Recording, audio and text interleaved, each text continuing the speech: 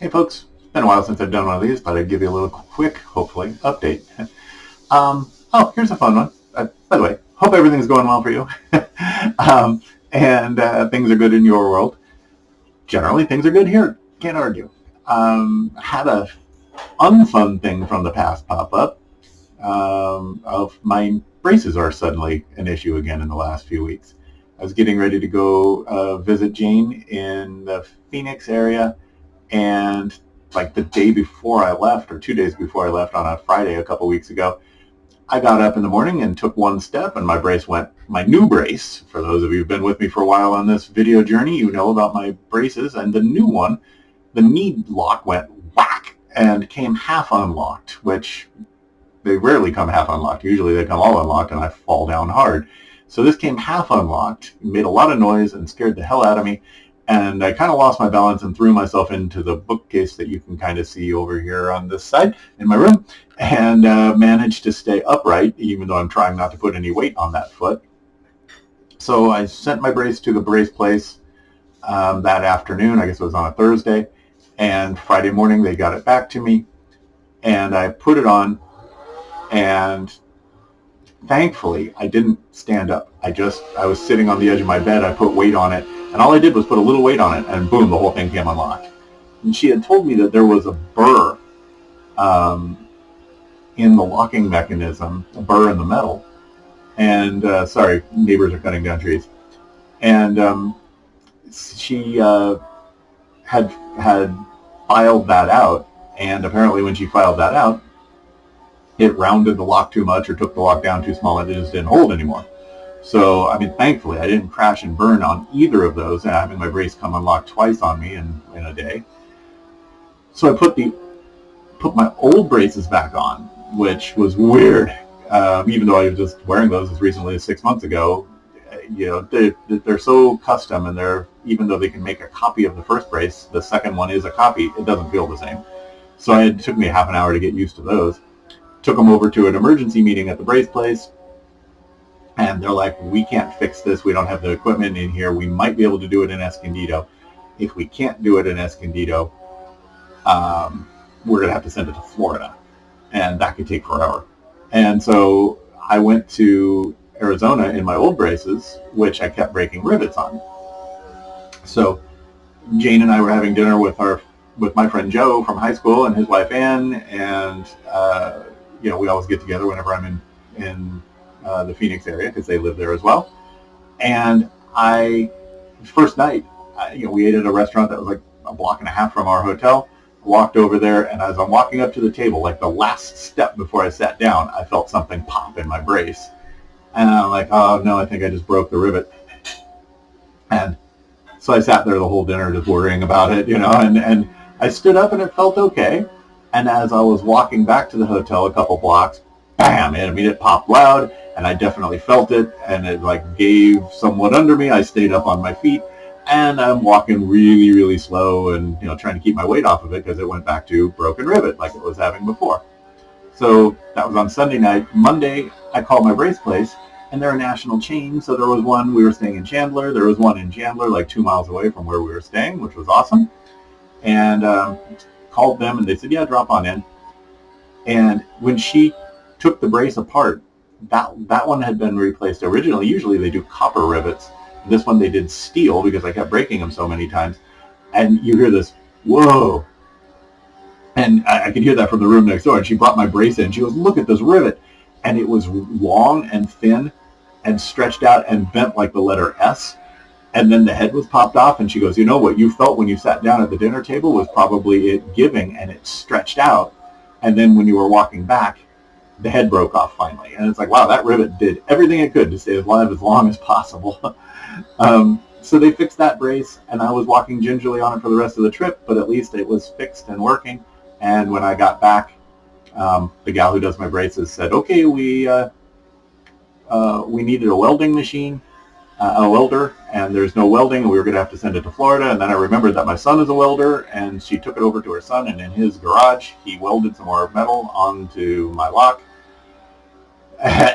And so far, for the last 2 weeks, it's been good. So, oh, man, this is crazy. It looks normal. It's because it's all real small work inside the lock, so I can't really see it. But it's scary when you have stuff like that happen. So far, so good. Knock on wood. The new brace is working. The old brace has a rivet put in, and so far, everything's good. It was nice to not have to worry about that for at least a few months. I've been wearing these new braces for 6 months before this popped up. These things are supposed to last a decade, not months. Anyway, don't get me started. Otherwise, things are good. Mom's at Pace right now at the daycare center. She always comes back completely discombobulated from that, not recognizing that our house is our house. But I hate to say it, but it is nice to get her out of the house for a few hours just so we can get stuff done. We cleaned up her room. Her room was looking like a hoarder's, like a bomb had gone off in a hoarder's house. And she didn't like it when anyone else cleaned it up. And so we just just put stuff away and got rid of stuff and donated stuff and sold stuff. And we do that whenever she's not around. Otherwise, she's doing quite well. We have her on Cymbalta. We had to change the prescription on that, I don't know, 3 weeks ago or so. I think I did something about that in a video. We had to up it a little bit more. And we had a couple really good weeks, 2 or 3 really good weeks. Yesterday was not a bad day, but what I noticed again yesterday was sounds were annoying her. Every airplane that flew over, we get 6 or 7 airplanes a day fly over us because we live pretty close to Palomar Airport, and anything coming in from the north goes over us. And she swears every single time that she's never heard an airplane in the 32 years we've lived in this house. No, I've never heard an airplane at all. It's like half dozen a day for 32 years. And yesterday she went outside in the backyard 4 or 5 times trying to see the airplane and stuff. And, like this noise going on in the background right now with our neighbor doing tree trimming, that would drive her crazy. Gardeners come and do their work in the neighborhood and she's poking her head outside. But she only does that when she's agitated. And she was doing it again yesterday. So it's interesting. When she started Cymbalta, we had a really good month. And then I started seeing signs of that. And the next couple weeks, every day got a little worse. She was still much better than when we put her on Cymbalta. And then they agreed to increase her dosage. And she's been on that new dosage for, 3 weeks now. And I'm starting to see sign again. What I don't know is the body getting used to the Cymbalta, and therefore we need to tinker with it, or frankly is just the dementia getting worse, because the agitation comes with the dementia, and that's just part of it. So, and it's no big deal. So far, she's nice and stuff. It's just that any of these things can lead to her being outside, which can lead to her walking around, which leads to the police having to put drones up to find her.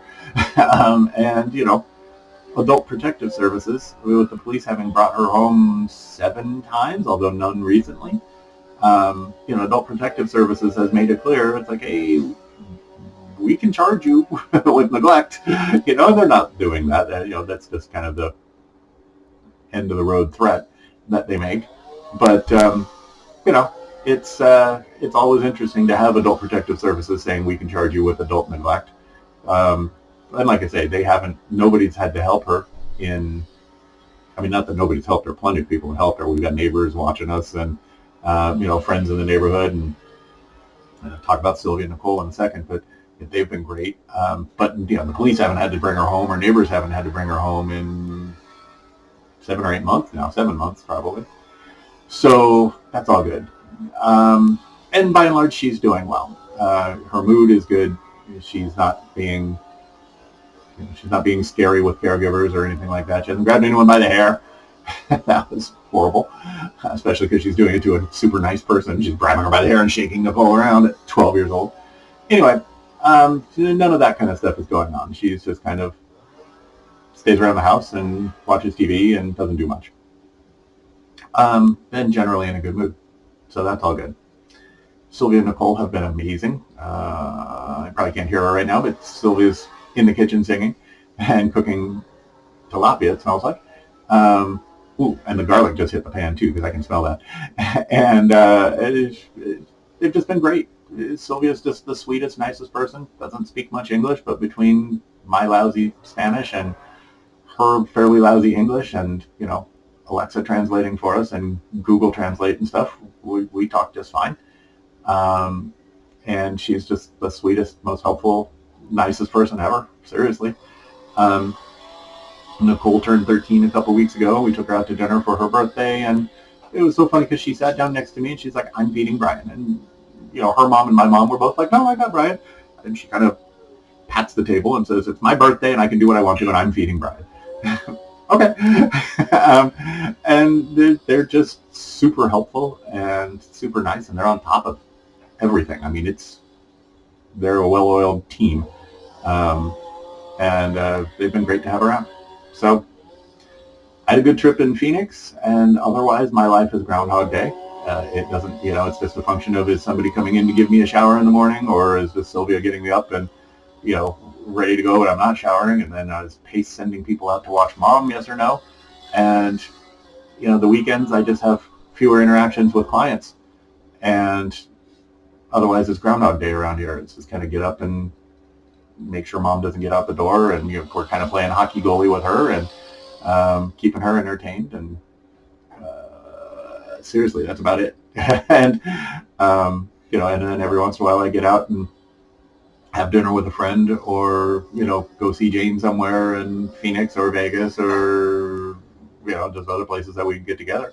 She comes here sometimes, and that's my life. It's boring as hell right now.